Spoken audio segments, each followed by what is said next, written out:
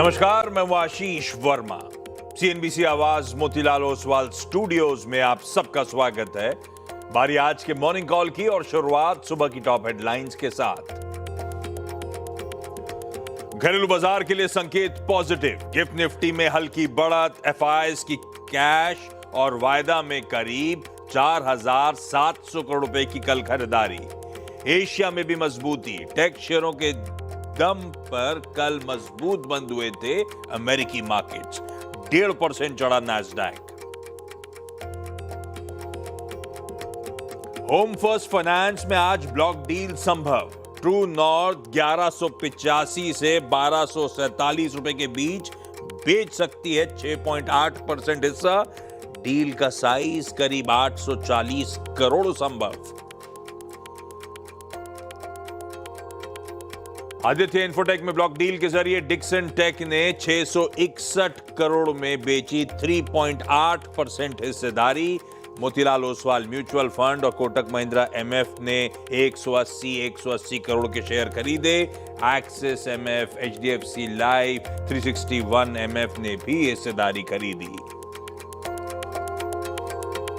Retail निवेशकों के लिए आज खुलेगा आईआरएफसी ओएफएस। कल नॉन रिटेल निवेशकों से मिला ठंडा रिस्पांस, सिर्फ 94% भरा इश्यू।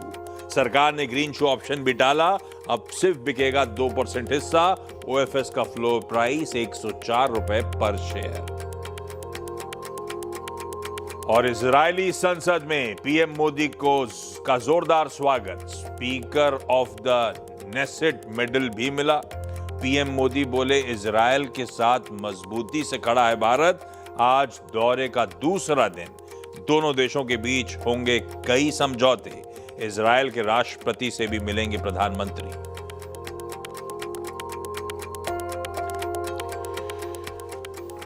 चलिए भाई, गुरुवार की सुबह और लास्ट इस मंथ का, तो आज बीएसई के सभी मंथली कॉन्ट्रैक्ट्स, वो हमारा सेंसेक्स, वो बैंकेक्स, वो सेंसेक्स 50 वगैरह की आज मंथली एक्सपायरी की तैयारी।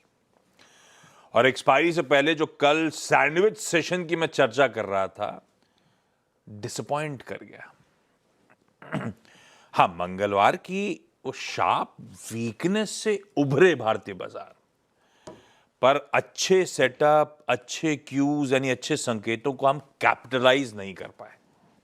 हुआ क्या, इंट्राडे एक बार स्क्रीन पर लेकर आइएगा। गैप के साथ शुरुआत हुई थी क्योंकि समीकरण ग्लोब का हैंडओवर अच्छा था। मेरे ख्याल से तकरीबन 88 पॉइंट ऊपर हम लोगों ने कामकाज की शुरुआत करी। शुरुआती ट्रेड में मोमेंटम भी पकड़ा, वो एक्सटेंड किया, पर वो क्या हुआ, ट्यूसडे के हाईज के आसपास ही आके मामला अटका। वहीं पे सप्लाई, वहीं पे प्रॉफिट टेकिंग तूल पकड़ती नजर आई। दाया दिखाइएगा प्लीज दोनों दिनों के हाईज प्रिसाइसली ट्यूसडे के हाईज के आसपास पहुंचे और वहीं से ठंडा पड़ गया मामला। तो वो 25,650, 25,800 वो सप्लाई का ओवरहैंग बन रहा है। उस जोन में रिजेक्शन फेस कर रहा है भारतीय बाजार। फाइनली इंट्राडे बार फिर से दिखाइएगा। हमने शुरुआती ट्रेड में 25,650 के हाईज लगाए और 25,500 के नीचे सेशन की समाप्ति करी। इसलिए मैंने कहा डिसअपॉइंट कर गया वो सेशन। खैर, आज एक्सपायरी के साथ साथ सबकी नजरें स्विट्जरलैंड के जेनेवा शहर में होंगी, जहां पे यूएस ईरान की फिर से वो वार्ता होनी है, न्यूक्लियर टॉक्स, क्योंकि सामने वो डेडलाइन खड़ी हुई है। सब देखना चाहते हैं कोई डिप्लोमेटिक रेजोल्यूशन आता है या नहीं। आज ट्रंप और टैरिफ पे तो खैर नजर रहेंगी। आज शाम को यूएस में जॉबलेस क्लेम्स के नंबर्स आने हैं। गिफ्ट निफ्टी कह रहा है इन सब के बीच में हम माइल्डली इन ग्रीन, हल्के हरे निशान के साथ शुरुआत कर रहे होंगे 30-40 पॉइंट गैप के साथ। पर ग्लोब के समीकरण बैठ कैसे रहे वो दिखा देता हूं पहले आपको, उसके बाद हॉर्मास से चर्चा, और हॉर्मास से चर्चा के बाद वीरू से बातचीत कर लेंगे कैसे निफ्टी बैंक का अप्रोच। लाइए प्लीज एशियाई पीयर्स क्विकली स्क्रीन पे।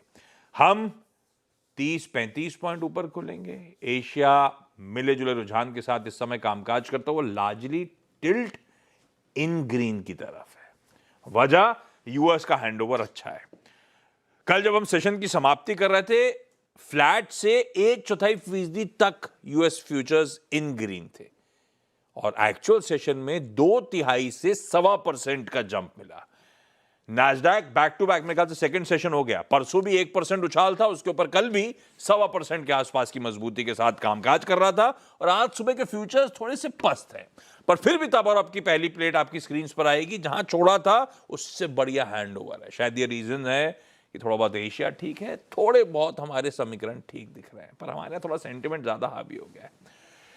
हरमत भाई साहब, नतीजे भी आने थे बड़े बड़े, मूड है क्या, हुआ क्या, कहानी क्या है? गुड मॉर्निंग आशीष। मूड आप कह सकते हैं हैंडओवर तो अच्छा है, लेकिन अब वो कब तक रहेगा उसकी कोई गारंटी है नहीं, क्योंकि नतीजे जो आए उससे बाजार में कोई ऐसा एक्सट्रीम रिएक्शन देखने तो मिला नहीं। फिर चाहे वो एनवीडिया के नतीजे हो, चाहे सेल्सफोर्स के नतीजे हो, अगर रिएक्शन की बात करें तो वो एवरेज से निराशाजनक ही रिएक्शन रहा है बाजार का। और घरे में बंद हुए क्या, नहीं हुए? नहीं, दोनों एनवीडिया तो बिल्कुल फ्लैट बंद हुआ एक्सटेंडेड ट्रेडिंग में, और सेल्सफोर्स में 5% की गिरावट थी। दोनों के बारे में बात कर लेते हैं। पहले तो एनवीडिया के नतीजे अनुमान से तो बेहतर ही थे। वो हर क्वार्टर में उनका तो ट्रेंड है कि वो रिजल्ट्स जनरली एस्टिमेट्स को बीट करते हैं। गाइडेंस भी उनकी अच्छी थी, अनुमान से बेहतर थी, लेकिन काफ़ी सारी अनिश्चितताएं अभी भी एनवीडिया को लेकर के बनी हुई है। वो इसलिए क्योंकि भले ही उन्हें चीन में निर्यात करने के लिए लाइसेंस मिल गया हो, लेकिन अब तक उन्होंने कोई ऐसा निर्यात दिखाया नहीं है H200 चिप्स का। और चीन ने भी साफ साफ कह दिया कि भाई हम H200 चिप्स आपसे खरीदेंगे ही नहीं, हमको एडवांस वाले चाहिए।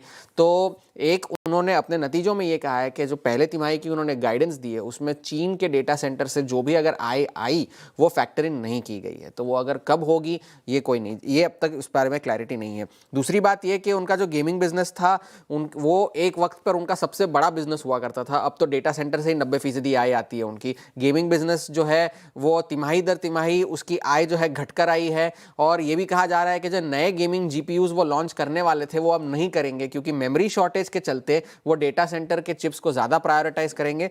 तो उस वजह से स्टॉक में कोई बड़ा रिएक्शन देखने नहीं मिला। 1 से 2% की तेजी थी, वो फिजल आउट हो गई और स्टॉक एक्सटेंडेड ट्रेडिंग में बिल्कुल फ्लैट बंद हुआ। सेल्सफोर्स के नतीजे अनुमान से बेहतर थे, लेकिन गाइडेंस उनकी जो थी वो थोड़ी सी निराशाजनक थी। ये अनुमान की जो रेंज थी वो रेंज के लोअर एंड पर थी, इस वजह से जो है शेयर 4.5% गिरा। और शेयर ऑलरेडी पहले 2 महीनों में ही इस साल के 30% गिर चुका है। तो उस वजह से कंपनी ने बायबैक की घोषणा कर दी कि भाई सीईओ ने तो कह दिया कि भाव बहुत कम है तो हम बायबैक कर लेंगे। $50 बिलियन के बायबैक का भी उन्होंने ऐलान किया है। और एंथ्रोपिक में उनकी जो हिस्सेदारी है वो अब लगभग 1% की हो गई है। और सीईओ जो है उनके मार्क बेनियोफ, उन्होंने अफसोस भी जताया है कि काश हमने थोड़े से ज़्यादा पैसे लगा दिए होते, अब तक हमने सिर्फ $330 मिलियन निवेश किया है, मतलब ज़्यादा करना चाहिए था। तो उस वजह से एक्सटेंडेड ट्रेडिंग में कोई बड़ा एक्शन देखने नहीं मिला, और उस वजह से आज फ्यूचर्स भी थोड़े से दबाव के साथ ही कामकाज कर रहे हैं। मेन सेशन ठीक ही था। अब सिर्फ डाउ को और 150 पॉइंट की बढ़त दिखानी है कि वो मंडे को जो गिरावट देखने मिली थी वो सारी की सारी रिकवर हो जाए। S&P 500 और नैस्डैक चढ़कर बंद हुए, क्योंकि एनवीडिया और बाकी सारे शेयर रेगुलर ट्रेडिंग में तो बढ़त के साथ ही बंद हुए थे। सेल्सफोर्स भी 3.5% की तेज़ी के साथ बंद हुआ था। तो उस वजह से बाजार का हाल रेगुलर ट्रेडिंग में तो ठीक था। आज देखना होगा आगे क्या होने वाला है, क्योंकि अब 4 तारीख को अगले महीने डोनाल्ड ट्रंप ने जो है सारी कंपनियों के सीईओज को, जो है बड़ी बिग टेक कंपनीज के सीईओज को समन किया है, ये कहने के लिए कि आप हमारे दस्तावेज पे हस्ताक्षर करें कि जो डेटा सेंटर्स में बिजली खर्च होगी उसके पैसे आप खुद चुकाएंगे, सरकार उसके पैसे नहीं चुकाएगी। तो ये बात है। कल स्टेट ऑफ द यूनियन वाले एड्रेस में भी उन्होंने कोई ऐसी बड़ी बात तो कही नहीं, वही सब कहा जो वो पहले कहते आए हैं, कोई नई बात वहाँ थी नहीं। इस वजह से तेल की कीमतें अभी फिलहाल थोड़ी ऑन द एज बनी हुई है। तेल के लिए बड़ा ट्रिगर तो आज यूएस और ईरान के बीच जो चर्चा होगी उसी पे नजर होगी, वही आज का सबसे बड़ा ट्रिगर है। जॉबलेस क्लेम्स वगैरह तो ठीक ही है, लेकिन ईरान और यूएस के बीच क्या निष्कर्ष निकल कर आता है वो शायद बाजार को नया डायरेक्शन दे सके। ये है ग्लोब की क्यूज। अभी तक तो हैंडओवर बढ़िया है, दूसरा दिन हो गया रेस्पाइट बढ़िया प्ले आउट होती हुई, और उसने एशिया का भी मूड सुधार रखा है। और जहां तक वो आईटी के लिए क्यूज हैं, चाहे वो इंजन बनाने वाले हों या इंजन चलाने वाले हों, नतीजे दोनों के अच्छे हैं। वैसे अब रिएक्शन जैसा भी हो, पर बाजार उससे नहीं डरा हुआ है। बाजार तो आगे की कहानी से डरा हुआ है। डर है फियर ऑफ अननोन का, वो तो जस का तस वैसे ही बना हुआ है। देखते हैं। इंडियन आईटी के लिए कल सही दिन था तो भी उसको कैपिटलाइज नहीं कर पाए। ऊपरी सौ से मामला ठंडा इंडियन आईटी का पड़ ही गया ले देके। देखते हैं आज कैसे परफॉर्म करेंगे। तो नैस्डैक के संकेत हो, एनवीडिया सेल्सफोर्स के संकेत हो, सब इसके लिए इंपॉर्टेंट है। खैर, कल का सेशन लगा कैसा, डेटा स्टैकअप कैसा हो रहा है? जब एफआई खरीद रहे हैं, डीआई खरीद रहे हैं, तो ये ऊपर से माल कौन छोड़ देता है? वीरू बताएंगे आपको, और कैसे आज एक्सपायरी डे के लिए स्ट्रेटेजाइज करना है वो भी जान लिया जाए। Veeru, good morning. Good morning Ashish. कल शाम से मैं भी ये सोच रहा हूँ कि बेचा किसने आखिर, है ना। जब FII DI बाहर थे, इंडेक्स प्लेसमेंट स्ट्रांग थी, तो किसने बेचा? यक्ष प्रश्न यही है। खैर, यक्ष प्रश्न का उत्तर ये है आशीष कि अगर लिक्विडिटी अच्छी है, प्राइस ऊपर नहीं टिक पा रहा है, simply it's a lack of conviction, और एक डाइवर्जेंस है बिटवीन लिक्विडिटी पैटर्न और प्राइस बिहेवियर। इसको सीधे ऐसे समझ लेते हैं। अब आप इस व्यू को प्राइस से मैच करके देखिए कि क्या हुआ। कल बाजार ने जो हाई लगाया, दैट वाज 650। ये क्या था? ये लास्ट ड्यू एवरेज, यानी आपने लास्ट एवरेज पे जाके कह दिया ना जनाब, मैं इसके आगे नहीं जाऊंगा, कन्विक्शन नहीं है। क्या था वो? कॉलाइटस का जोन। आपने कहा जनाब नहीं, इन सर्कमस्टेंसेज में with ifs and buts and doubts मैं इस जोन के ऊपर अभी नहीं जाऊंगा, भले ही प्राइस की कुछ भी हो, लिक्विडिटी पैटर्न कुछ भी हो, मैं इसके आगे नहीं जाऊंगा। लास्ट ड्यू एवरेज और कॉलाइटस के जोन को आप नहीं बाइसेक्ट कर पाए और आप पीछे आ गए। मुझे इन सब स्टैट्स पे एक चीज़ जो थोड़ा भयभीत कर रही है आशीष, निफ्टी IT ने कल थोड़ी स्टेबिलिटी देखी और स्टॉक फ्यूचर्स ने कुछ कल लॉन्ग भी देखे। आई थिंक बैंक निफ्टी थोड़ा टायर्ड नजर आ रहा है। मुझे सिर्फ एक दिक्कत इस बात की है, आपका निफ्टी IT पहले कोलैप्स हो रहा था, बैंक निफ्टी आपको सेव करता था, बट इट सीम्स, मुझे लग रहा है बैंक निफ्टी टायर्ड है, एक छोटे से डिप के लिए अपने आप को प्रिपेयर कर रहा है। मैं शुरू में ही कहूँगा, ये मेरी पूरी की पूरी रणनीति इसी पर आधारित है। खैर, मैं शुरुआत करूंगा FIs के पैटर्न से, लिक्विडिटी पैटर्न से। स्ट्रॉन्ग है, जैसे कि हमने बातचीत करी, कैश में वो दोनों ही, अगर आप देखें इंस्टीट्यूशनल पार्टिसिपेंट्स का बिहेवियर अच्छा था। 3,000 करोड़ रुपए की FIs की बैंक, DIs के करीब 51 से 19 करोड़ की बैंक, ह्यूज। अगर आप देखें कैश था बाजार में, बट प्राइस एक्शन स्ट्रॉन्ग नहीं था। 268 करोड़ का FIs ने बाय किया। इंडेक्स 2900 कॉन्ट्रैक्ट शॉर्ट काट लिए, लॉन्ग काटे 1300 contract, but ultimately the impact on net short is good. अब उनके नेट शॉर्ट और फर्दर रिड्यूस होकर 1,04,000 कॉन्ट्रैक्ट हैं, ये भी अच्छी बात है।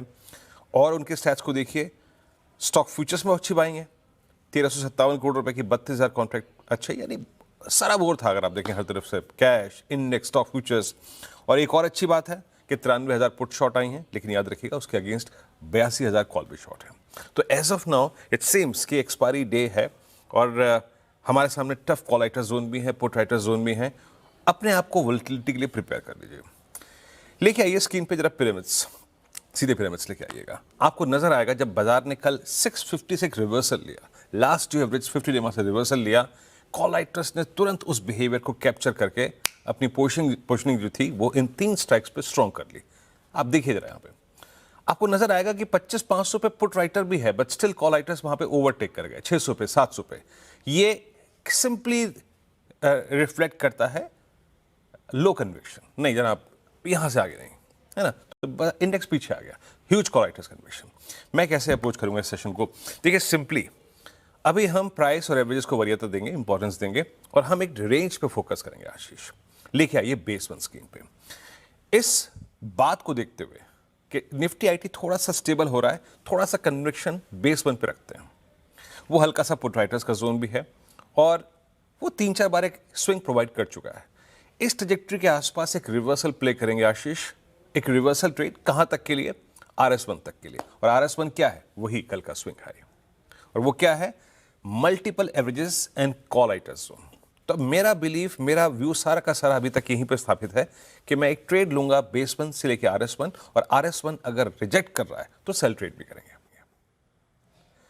Blast out of this range वो तभी पॉसिबल है जब आप 651 के ऊपर ट्रेड करें, दैट मींस आप 50 डिमा को क्रॉस करें और 700 की कॉल में शॉर्ट कवरिंग स्टार्ट हो जाए। इन दैट केस RS2 खुल जाएगा। अब RS2 क्या है? RS2 का मतलब ये है कोई एवरेज ड्यू नहीं है। RS2 का मतलब ये है कि इस वीकली कॉन्ट्रैक्ट के सबसे बड़े कॉल राइटर्स एग्जिट ढूंढ रहे हैं, तो वो पिक्चर ड्रॉ होगी, एक स्ट्रॉन्ग केस होगा। बट फिर कह रहा हूं, अभी हम सिर्फ एक धारणा मान के चल रहे हैं कि निफ्टी IT स्टेबल हो गया। In any case violation of base 1 ultimately base 2 को खोल देगा, और बेस 2 क्या है? 200 डे एक्सपोनेंशियल एवरेज। याद रखिएगा, अभी तक हमने 200 डे को छुआ नहीं है, टच नहीं किया है। माइट बी वो ड्यू हो, सो एक पिक्चर अपने जहन में इसकी जरूर रखिएगा। निफ्टी बैंक आपकी स्क्रीन पे देखिए, छोटी रेंज में ट्रेड दे रहा है ना।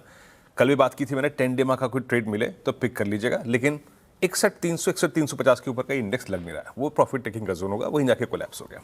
एक बार जरा प्लेसमेंट लेके आइए ऑप्शंस की। 61,000 पे कॉल पुट का प्लेसमेंट स्ट्रॉन्ग ओआई इंडिकेट करता है कि प्राइस अभी अपने अंदर इतना कन्विक्शन नहीं जुटा पा रहा है कि मैं और ऊपर जाऊं या फिर नीचे जाऊं। पर मुझे लग रहा है, मुझे चार्ट्स पे इंडिकेटर्स पे एक टायर्डनेस नजर आ रही है आशीष, और मुझे लग रहा है एक निफ्टी बैंक ड्रिफ्ट, एक कोलैप्स और एक मिनी कोलैप्स मतलब देगा। वो क्या है कोलैप्स का मतलब, लेके आइए बेस वन।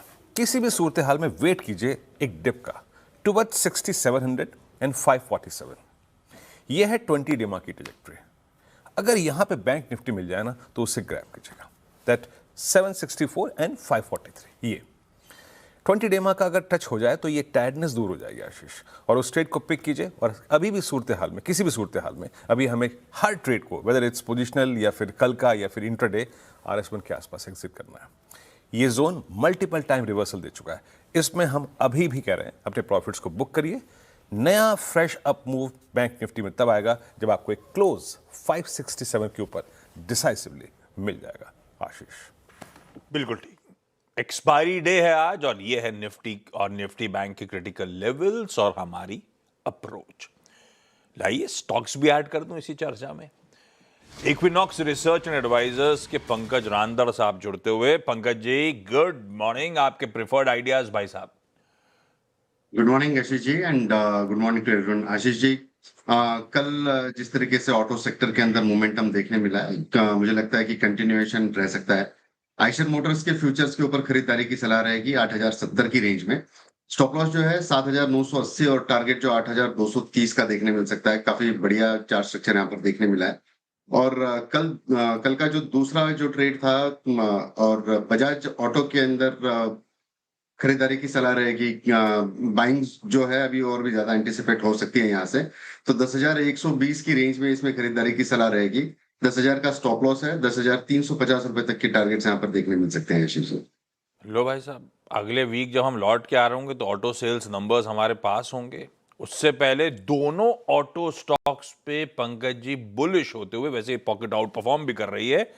आयशर मोटर्स 7980 के एसएल के साथ और बजाज ऑटो 10,000 के स्टॉप लॉस के साथ खरीदारी करने का मूड आज के लिए।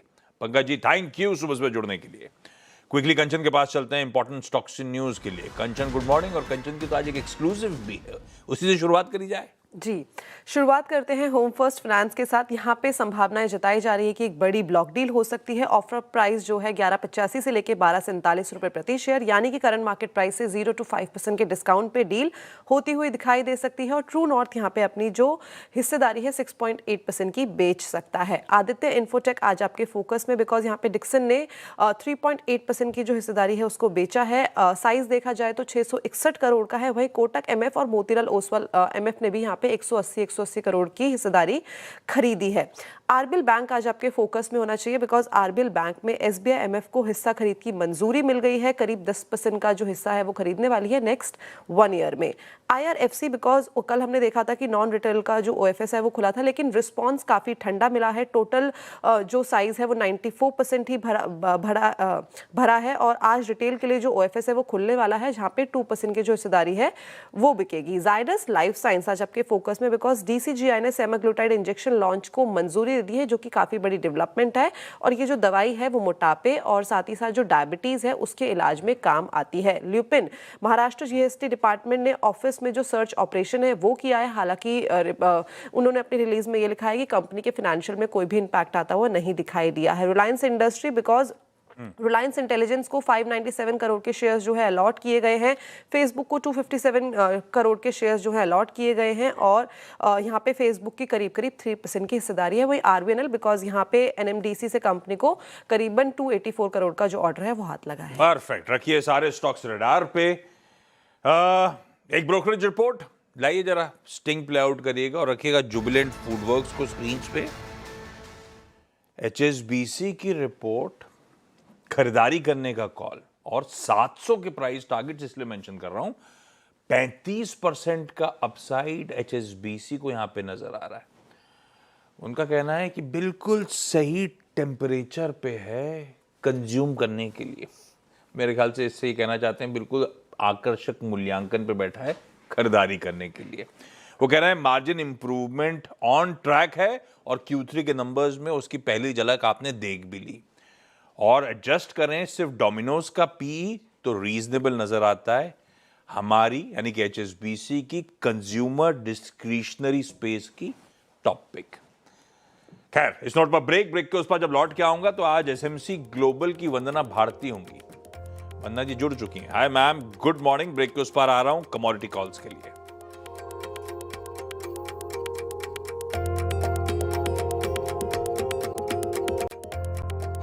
ब्रेक के बाद आप सबका स्वागत है भाई। तब और आपकी सेकंड प्लेट दिखा देता हूं। इक्विटीज दिखाया था, हैंडओवर बढ़िया है। यहां पे bond yields, dollar index largely consolidate कर रहे हैं, डे ऑन डे परेशान नहीं कर रहे हैं। सोना हायर लेवल्स पे, चांदी हायर लेवल्स पे कंसोलिडेट कर रही है, बढ़िया इंचअप हो गई है। कहां 73 74 पे चांदी, 90 के आसपास, और 90 के आसपास कंसोलिडेशन है। वैसे ही सोना भी आपको स्क्रीन पे नजर आएगा। ठीक है, हैंडओवर डिसेंट सा है, पर कमाई कैसे होगी वंदना मैम बताएंगी। वंदना जी गुड मॉर्निंग। आज के प्रेफर्ड पिक्स।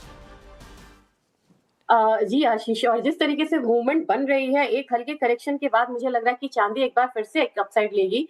तो 2,67,000 पे यहाँ पे बाइंग रिकमेंडेशन है। 2,71,000 के टारगेट के लिए स्टॉप लॉस लगाना होगा 2,65,000। दूसरी कमोडिटी यहाँ पे कॉपर है। कॉपर में धीरे धीरे हम लोगों ने अच्छा खासा रिबाउंड आता हुआ देखा है, वो कंसिस्टेंसी बनी रहनी चाहिए। 1210 के करीब यहाँ पे बाइंग रिकमेंडेशन रहेगी, टारगेट होगा 1220 का, स्टॉप लॉस यहाँ पे लगाना होगा 1204 रुपीज का। और मुझे लग रहा है कि धीरे धीरे अब यहाँ पे कॉपर एक अपसाइड टेरिटरी में ही रहेगी। लीजिए भाई साहब, ये हैं दो बढ़िया से आज के कमोडिटी साइड के पिक्स। चांदी धीरे धीरे लोअर लेवल से, पता है चांदी पे लास्ट वीक मेरे ख्याल से जब बहुत पेन आया था, तब शुरुआती हफ्ते में इसी शो में सुबह बातचीत हुई थी कि 72 टूटा या 72 या 70 की बात हुई तो मामला गड़बड़ाएगा। और लकीली 72 के आसपास आते आते वहां से बढ़िया रिबाउंड शुरू हुआ, उस लेवल्स को ब्रीच नहीं करा और चांदी आके खड़ी होगी $90 पे। और वंदना मैम कह रही हैं कंफर्ट दिख रहा है, ये चांदी और तूल पकड़ेगी। अब 2,65,000 के स्टॉप लॉस के साथ खरीदारी करने का मन चांदी में और इवन कॉपर में बाइंग कर सकते हैं आप 1,204 रुपए के SL के साथ। वंदना मैम थैंक यू सुबह सुबह जुड़ के ये बढ़िया पिक्स देने के लिए। आज का इवेंट्स कैलेंडर, थर्सडे है लास्ट मंथ का, तो BSE के मंथली कॉन्ट्रैक्ट्स की एक्सपायरी। परसों हो गई NSE के मंथली कॉन्ट्रैक्ट्स की, आज BSE के मंथली कॉन्ट्रैक्ट्स एक्सपायरी के लिए खड़े हैं। एनवीडिया, सेल्सकॉप जैसे इंपॉर्टेंट नंबर्स अवेटेड थे, नंबर्स आ चुके हैं, हॉलमार्क से बातचीत हो गई है। तो इंडियन IT तो वैसे ही फोकस में रहेगा। आज सबसे इंपॉर्टेंट ईरान और US की, क्योंकि बीच में जियोपॉलिटिकल कंसर्न्स बड़े थे, सबसे ज्यादा सरदर्द हमें हुआ था, कच्चा तेल इंचअप हो रहा था, तो हमारे लिए तो बहुत इंपॉर्टेंट ईरान और अमेरिका के बीच में न्यूक्लियर टॉक जेनेवा में होनी है। अब क्योंकि ट्रम्प साहब के सो कॉल्ड 10 दिनों की डेडलाइन इसी सैटरडे संडे को एक्सपायर हो रही है, उससे पहले डिप्लोमेटिक रेजोल्यूशन की बहुत जरूरत। देखते हैं कहां पे बात पहुंचती है। IRFC कल OFS खुला था नॉन रिटेल के लिए, उसकी डिटेलिंग लेकर आऊंगा जब मैं टॉप 20 में उतरूंगा। आज रिटेल के लिए ऑप्शन है, चाहें तो सब्सक्राइब कर सकते हैं, पैसा डिप्लॉय कर सकते हैं। वेसुवियस इंडिया और जॉन कॉकरेल, ये दोनों वो कंपनी जो कैलेंडर ईयर फॉलो करती है, इनके Q4 नंबर्स और फाइनेंशियल ईयर के नंबर्स आ जा रहे होंगे, तो 2 रिजल्ट्स आने हैं। इंजीनियर्स इंडिया की बोर्ड मीट है अंतरिम डिविडेंड पे विचार करने के लिए। क्या हुआ ग्राफिक्स को? आ गया। ओके, एंजल वन आज एक्स डेट है, 10 रुपए की फेस वैल्यू 1 रुपए में तब्दील हो जाएगी, तो आज वो एडजस्टमेंट तगड़ा सा एंजल वन का प्ले आउट हो रहा होगा। ब्याज दरों का फैसला साउथ कोरिया का, US के जॉबलेस क्लेम्स के नंबर्स आने आज शाम को। जियोपॉलिटिक्स, PM मोदी की डे 2 होगा इजराइल दौरे का, आज भी इंपॉर्टेंट दिन। ऐसे ही कनाडा के PM जो हैं वो 3 नेशन के दौरे पे आ रहे हैं। पहला इंडिया से शुरुआत कर रहे हैं, आज मुंबई आएंगे, उसके बाद दिल्ली जाएंगे, PM मोदी के साथ बायलैटरल होनी है। जियोपॉलिटिक्स सिर्फ यहीं तक सीमित नहीं है, यूक्रेन और US, जेलेंस्की साहब ने कंफर्म करा है कि आज यूक्रेन और US की बैठक होनी है, रशिया वाले मामले पे शायद अपडेट्स आ रहे हो। IMF की भी बोर्ड मीटिंग है आज, 4 साल के लिए $8.1 बिलियन यूक्रेन को लोन देने की तैयारी होने वाली है। एप्पल का एक और स्टोर बोरीवली, मुंबई में एक जगह एप्पल बोरीवली, आज वो स्टोर खुलने जा रहा है। एक इमेज स्क्रीन पर आएगी, अच्छा शादी हो रही है। गिफ्ट निफ्टी के संकेत स्क्रीन पर रख दीजिए, 40-42 पॉइंट इन ग्रीन, शुरुआत होने की इंडिकेशन, तो एक डिसेंट शुरुआत हो रही होगी। देखते हैं सेशन कैसे प्रोग्रेस करेगा एक्सपायरी डे का। मॉर्निंग कॉल यहीं समेट रहा हूं, ब्रेक के उस पर जब लौट के आएंगे तो आज का टॉप 20।